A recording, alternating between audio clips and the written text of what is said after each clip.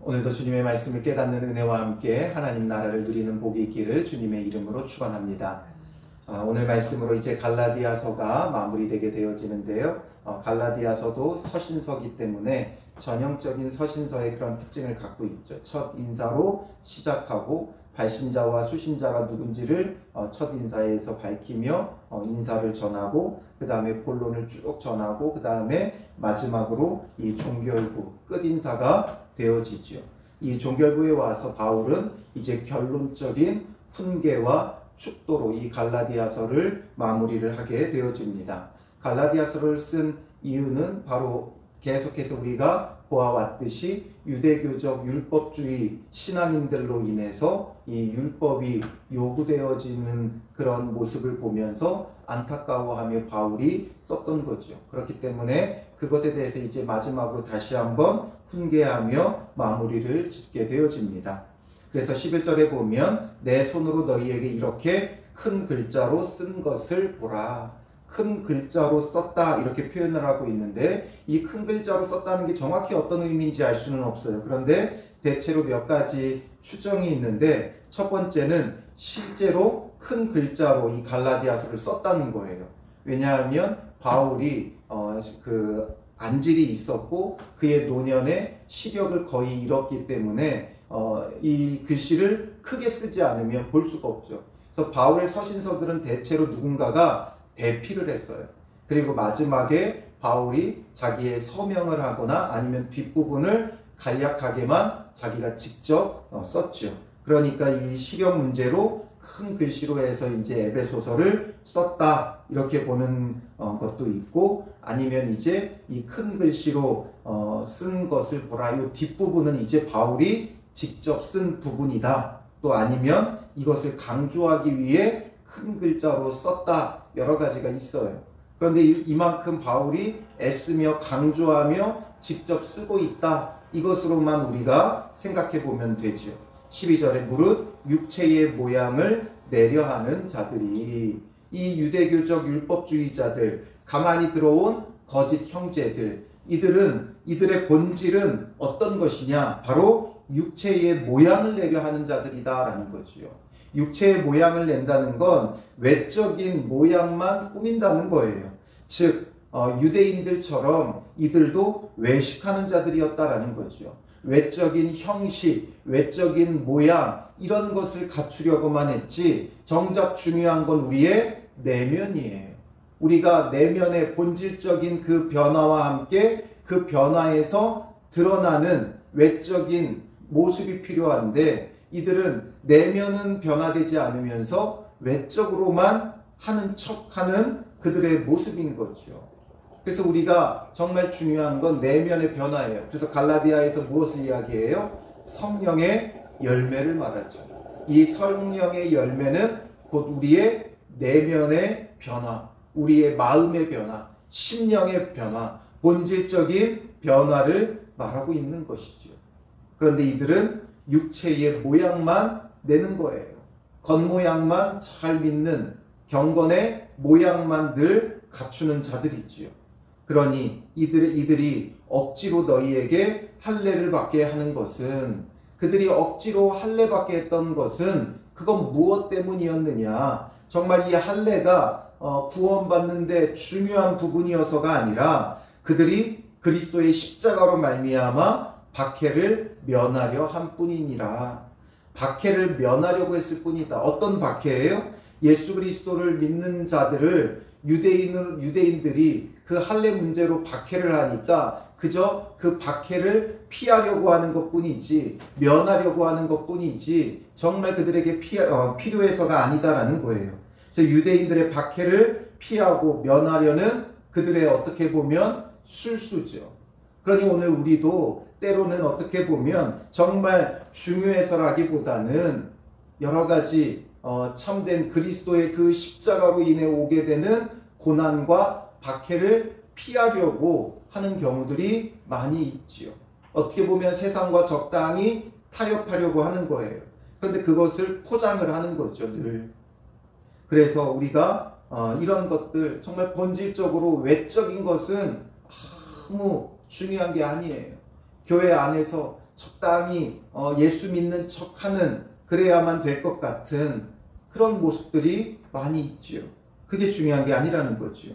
13절에 할례 받은 그들이라도 스스로 율법은 지키지 아니하고 너희에게 할례를 받게 하려 하는 것은 할례 받은 그들조차도 율법을 강조하는 것처럼 보이고 율법대로 사는 것처럼 꾸미고 있지만 정작 스스로 율법은 지키지 않는다는 거예요. 자기들이 지키는 몇 개가 있죠. 근데 그걸 가지고 마치 율법을 따라 하나님의 백성처럼 사는 듯 보였을 뿐이에요. 그러면서 너희에게 할례를 받게 하려 하는 것은 그들이 너희의 육체로 자랑하려 함이라. 그들이 너희의 육체로 자랑하려 하는 것이다. 즉 자신들의 어떤 그 자랑을 위해서 이 사람들에게 우리가 할례를 베풀었다. 이들은 우리에게 우리가 가르친 자들이다. 우리에게 속한 자들이다. 이런 것으로 자랑하고 자기들의 세를 불리려고 하는 거예요. 자기들의 세를 불리려고 하는 이런 자랑거리로 삼으려고 하는, 우리는 이렇게 많은 사람들에게 할례를 주고 많은 사람들을 개종시키고 많은 무리가 우리를 따른다. 자기들의 자랑으로 삼고 이익으로 삼으려고 하는 얄팍한 수가 깔려 있는 거죠.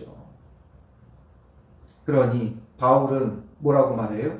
그러나 내게는 우리 주 예수 그리스도의 십자가 외에 결코 자랑할 것이 없으니 말하고 있죠. 나는 그리스도의 십자가 외에는 자랑할 것이 없다. 사람들은 무엇을 자랑하며 삽니까? 교회들이 오늘 무엇을 자랑합니까? 교회가 얼마나 크고 교인이 얼마나 많고 이런 것으로 자랑하죠. 즉 자기들의 세를 자랑해요. 그러나 바울은 정말 그 세를 자랑하고자 한다면 이방인의 사도가 되었던 바울은 자랑할 것이 얼마든지 있죠. 그에게는 육적으로 자랑할 만한 것도 많이 있었고 그는 유대교에 그 누구보다 열심이었고 어려서부터 율법을 지키며 살아왔고 그의 어떤 출신이나 그의 어떤 학력이나 그의 어떤 열심이나 빠지는 게 없어요. 그리고 그의 자랑할 만한 것, 그가 몇 지역의 어떤 나라에 수많은 나라에 복음을 전했고 수많은 교회를 세웠고 또 이 복음을 전하며 당한 고난과 고통, 자랑할 만한 것들이 그에게는 넘쳐나요. 그러나 그가 자랑하는 것은 오직 한 가지, 우리 주 예수 그리스도의 십자가 외에 결코 자랑할 것이 없다라는 거죠.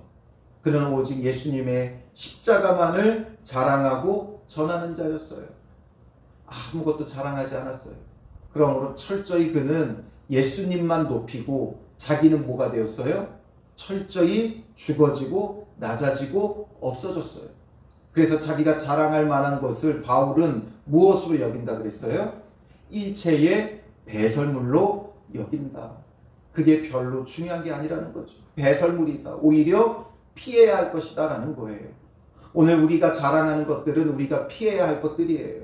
우리가 어느 학교를 나왔고 어디 출신이고 어디 지역에 살고 집이 뭐 얼마나 크고 또 교회가 얼마나 크고 이런 것들은 오히려 자랑이 아니라 우리를 교만하게 하고 넘어지게 하는 배설물, 똥덩어리들이에요. 그러니 배설물은 어떻게 해야 돼요? 최대한 멀리해야 되고 치워야 되고 없애버려야 돼요. 그러니 우리가 이런 일체의 배설물 같은 것을 자랑하지 말고 오직 예수 그리스도만을, 그의 십자가의 구원만을 자랑하며 증거해야 되는 거죠. 그리스도로 말미암아 세상이 나를 대하여 십자가에 못 박히고 내가 또한 세상을 대하여 그러하니라. 그리스도로 말미암아 예수 그리스도의 그 십자가를 정말 믿는다면 세상이 나를 대하여 십자가에 못 박히고 내가 또한 세상에 대하여 그러하다. 즉 이게 무슨 말이에요? 세상이 나에 대하여 십자가에 못 박혔다. 즉 세상은 죽어졌다라는 거죠. 세상은 아무런 의미가 없다는 거예요.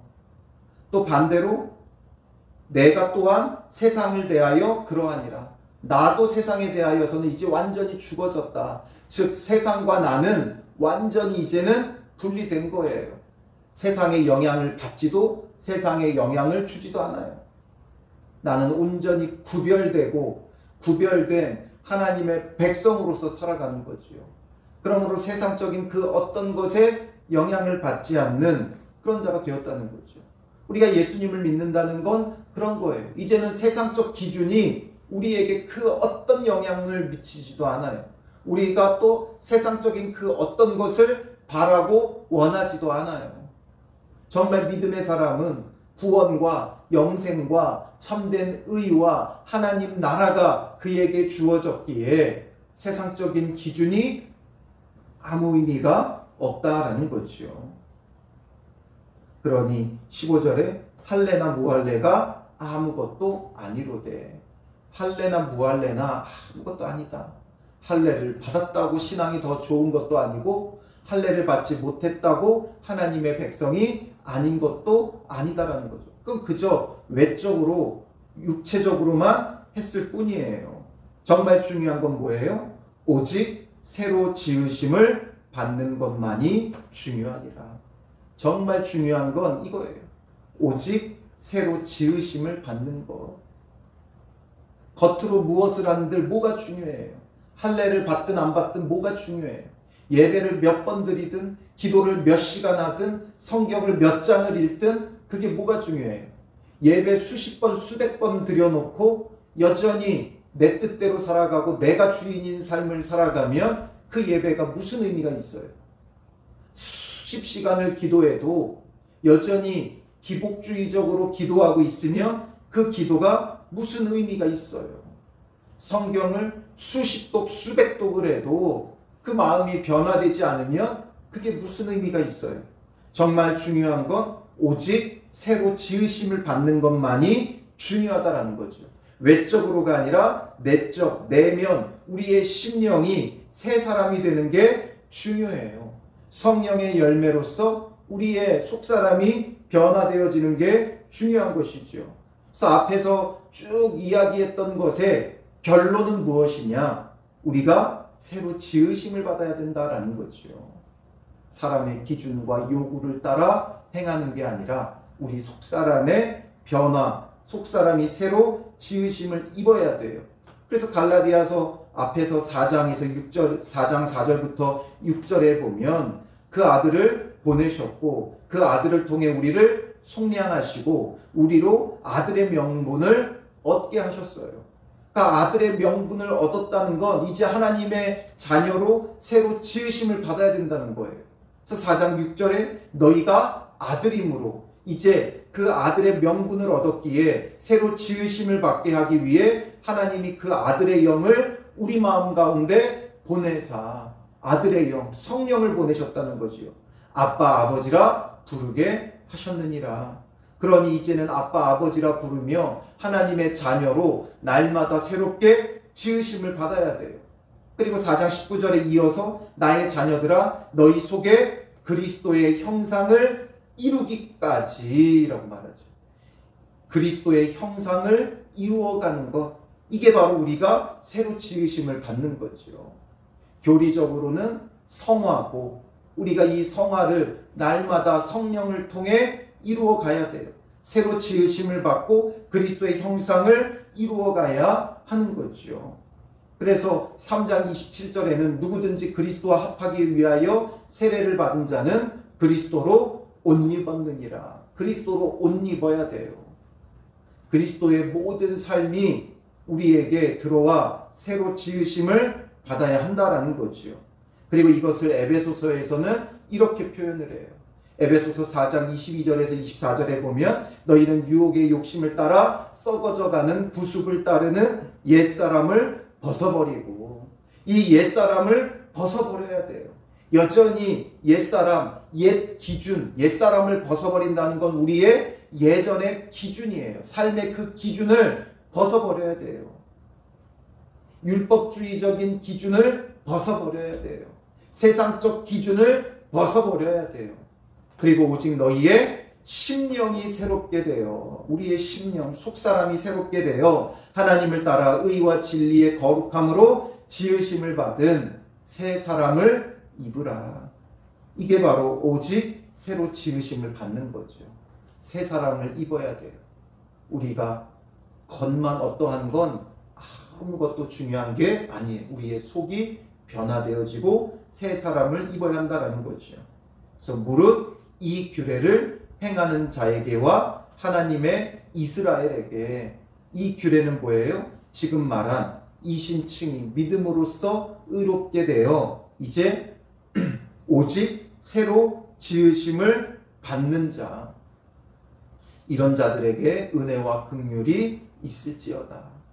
이런 거짓 유혹에 빠지지 않고 정말 그 속사람의 변화를 위해 힘쓰는 자에게 평강과 긍휼이 있을지어다 축도를 하는 거지요. 이후로는 누구든지 나를 괴롭게 하지 말라. 무엇이 바울을 괴롭게 했어요? 이 할례 문제로 인해 이 율법주의자들이 그를 괴롭게 했고, 이것을 주장하면서 사도 바울의 그 사도권의 문제를 삼는 이런 것으로 더 이상 괴롭게 하지 말라는 거예요. 내가 내 몸에 예수의 흔적을 지니고 있노라. 내가 내 몸에 예수의 흔적을 지니고 있다. 즉 복음을 전하다가 당한 그 고난과 고통의 상처들이 그의 온몸에 남아있죠. 이게 예수의 흔적이에요. 즉 사도의 증표죠. 참된 복음을 전하다가 당한, 그가 전하는 복음의 가치가 이토록 있다라는 것을 증명하는 바가 되어져요. 형제들아, 우리 주 예수 그리스도의 은혜가 너희 심령에 있을지어다. 아멘. 마지막으로 이들을 축복하며 이 갈라디아서를 마무리를 짓죠. 우리의 믿음이 정말 어떤 믿음인가? 우리도 모르게 외적인 것을 추구해요. 우리는 경건의 모양을 추구해요. 열심으로 늘 경건의 모양을 추구해요. 그러나 우리는 외적인 게 중요한 게 아니라 내면이 중요하죠. 그래서 경건의 모양이 아니라 진정한 경건의 능력은 오직 새로 지으심을 받는 거예요. 그래서 날마다 변화되어져 가는, 날마다 그리스도로 옷 입고 날마다 그리스도의 형상을 이루어가는 그런 참 믿음의 사람. 그래서 오늘 어제보다 더 예수 그리스도로 옷 입고 예수 그리스도를 닮아가고 또 내일 더 닮아가는, 날마다 변화 속에 새로 지으심을 받아가는 믿음의 사람들 되시기를 주님의 이름으로 축원합니다. 기도하겠습니다.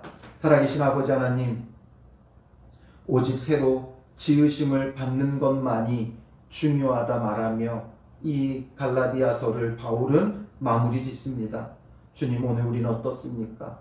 어제나 오늘이나 늘 그저 그런 믿음과 신앙에 머물러 있는 자가 되지 말게 하시고 정말 우리의 속사람이, 심령이 주님 안에서 변화되어 날마다 예수 그리스도의 형상을 이루며 예수 그리스도를 닮아가고 예수 그리스도와 온전히 합하여 그리스도로 옷 입는 자가 되게 하여 주시옵소서. 이전에 살아왔던 외적인 세상의 기준은 그리스도와 함께 완전히 십자가에 못 박혀 죽게 하시고 이제는 그리스도의 새 법인 사랑을 따라 행하며 사랑으로서 서로 짐을 지는 참된 믿음의 사람이 되게 하옵소서. 오늘 어제보다 더 변화되고 더 주를 닮아가는 믿음의 사람 되게 하시고 내일 더 그리스도를 닮아가는 자 되게 하시고 주님 다시 오실 그날까지 하나님 나라가 온전히 이루어져 가기까지 날마다 그리스도를 닮아가는 믿음의 사람이 되게 하여 주실 줄 믿사오며 예수님의 이름으로 기도합니다. 아멘.